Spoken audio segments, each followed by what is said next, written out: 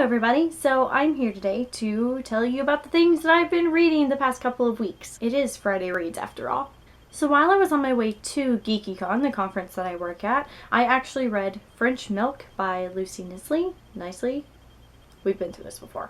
It's a graphic memoir about her trip to Paris with her mom when she was about 22. So right before she was going to finish college and try to do something in the world.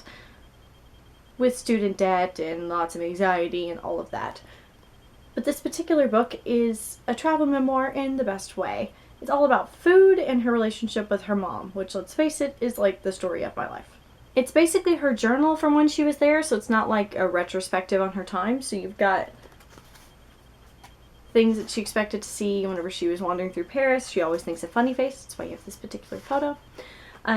And so you're getting a recounting of her days as she's living through them, which is really kind of nice, but it means that you don't have the same kind of narrative plot arc that you do in a usual memoir, which is kind of refreshing and charming and really a quick read, which on the way to the conference was exactly what I needed. So if you like a quick read that makes you kind of feel like you need to go to Paris immediately and or eat a lot of things with butter, then this is definitely a good book for you to read. On the way back, I started reading this Nora Ephron collection that I bought a little while ago. I've made it through 3 or 4 essays, I think, at this point. They're funny, they're witty, she's a charming, hilarious individual, and this particularly is a little bit about the idea of growing old and how that pertains to being a woman in general.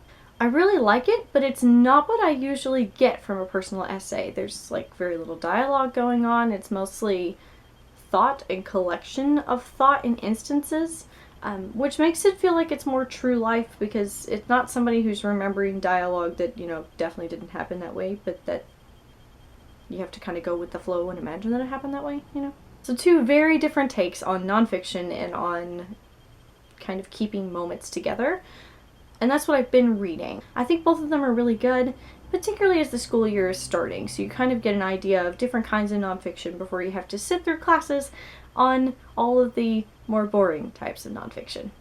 Sorry, textbooks. I know you mean well. So let me know in the comments if you've read either of these books, and if you did, how you like them. And otherwise, I hope that you have a really great week, and let me know what you're reading, because I always need more book recommendations. And I will see you next week. Bye!